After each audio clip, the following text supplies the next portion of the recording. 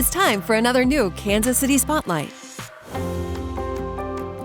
Taking a tour through human evolution. A new exhibit here at the St. Paul School of Theology takes a look at answering the question, what does it mean to be human?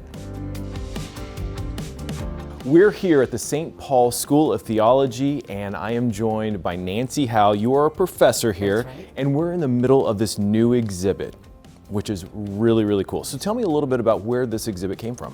It comes to us from the Smithsonian's Natural History Museum, and it's sponsored by the American Library Association. It's touring libraries and seminaries around the country. And it's kind of hands-on too. It is, it's interactive.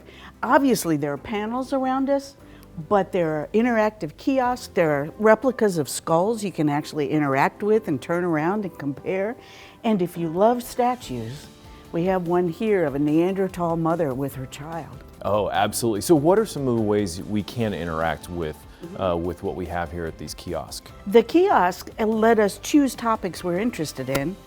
We just press a little tab and a whole world opens up to us. We get to see how scientists disagree about how to organize some of the skulls into families.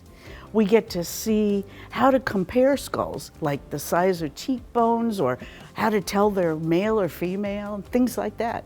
So what have you learned since, you've known a lot before this arrived, but what has surprised you and stuff that you've learned? Okay, I've learned about the old timer who is on that particular panel. He was an old man who lost all his teeth, and so his literal jawbone began to deteriorate, so he couldn't eat anymore, but he lived longer than anyone expected as they date that skull. Yeah.